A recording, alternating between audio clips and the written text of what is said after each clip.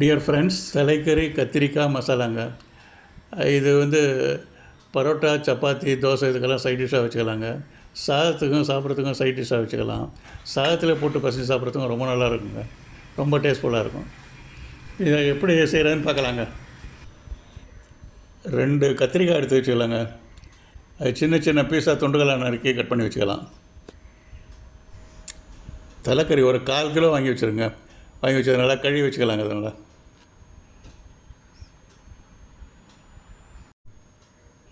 அடுத்து ஒரு வானலை எடுத்து அடுப்பில் வச்சுட்டுங்க, ஒரு 5 ஸ்பூன் எண்ணெய் ஊற்றிக்கலாம்.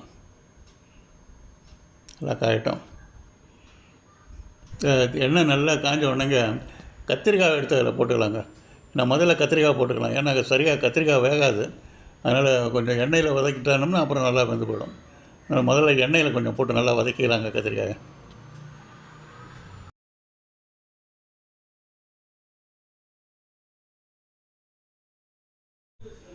கத்திரிக்காய் நல்லா வதங்கின உடனேங்க நறுக்கி வச்ச வெங்காய துண்டுகளெல்லாம் அதில் போட்டுக்கலாங்க. போட்டு நல்லா கிளறி விட்டுக்கலாங்க. அதை நல்லா இதையும் சேர்த்து வதக்கி விட்டுக்கலாம்.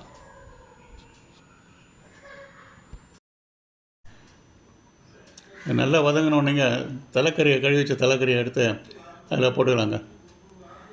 அதையும் போட்டு அதை நல்லா வேக வைக்கலாங்க. அதில் நல்லா கலந்து விட்டுட்டு வேக வைக்கலாம் எல்லாத்தையும்.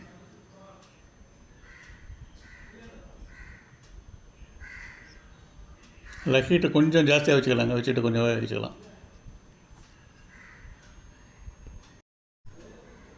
அதுலேயே கொஞ்சம் இஞ்சி பூண்டு பேஸ்ட்டுங்க, அதையும் சேர்த்துக்கலாங்க. அதுலேயும் சேர்த்து நல்லா கிளறி விட்டுக்கலாங்க.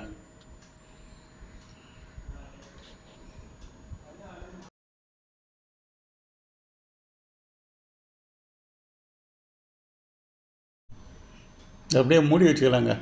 ஒரு 3 நிமிஷம் நல்லா வேகட்டும்.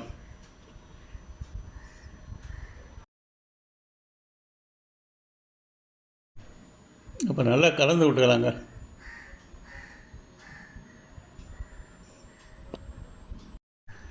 இப்போ மிக்சியில் 2 தக்காளி போட்டு அரைச்சி வச்சதை அப்படியே ஊற்றிக்கலாங்க. அதில் இதையும் போட்டு நல்லா மிக்ஸ் பண்ணிடலாங்க.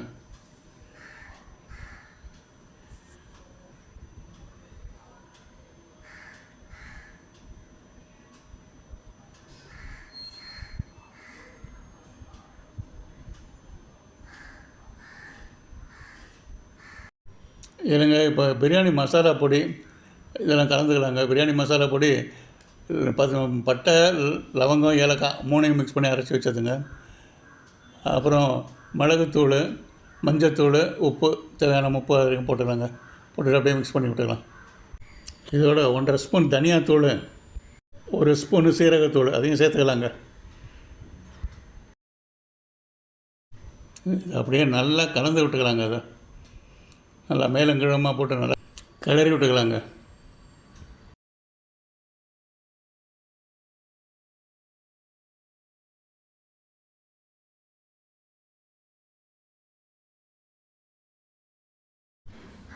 கொஞ்சம் நல்லா வேகிறதுக்காக ஒரு 1/2 டம்ளர் தண்ணி ஊற்றிக்கலாங்க.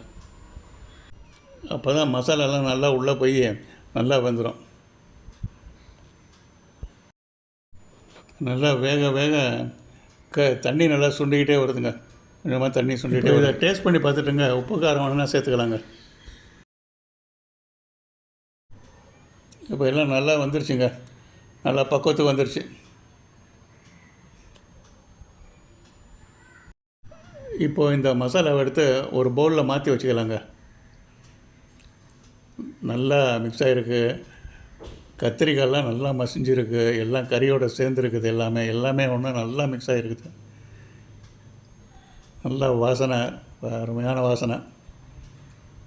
இதை பார்க்குறப்பயே சாப்பிட்றதுக்கு தூண்டுது.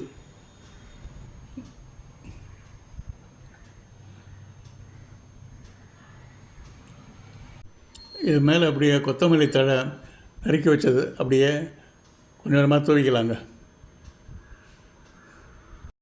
ஒரு 2 ஸ்பூனு அது மாதிரி எலுமிச்சம்பழம் சாறு பிழிஞ்சிக்கலாங்க. அப்படியே இது அப்படியே நல்லா கலந்து விட்டுக்கலாங்க. இப்போ இந்த மசாலா செய்த கடாயில் ஒரு 2 கப்பு சாதம் போட்டுக்கலாங்க அதில். இப்போ செய்து வச்ச மசாலாலேருந்து ஒரு கரண்டி மசாலா எடுத்து அந்த சாதத்து மேலே போட்டுக்கலாங்க. போட்டு அப்படியே நல்லா மிக்ஸ் பண்ணி விட்டுடலாங்க, நல்லா கலந்து விட்டுடலாம்.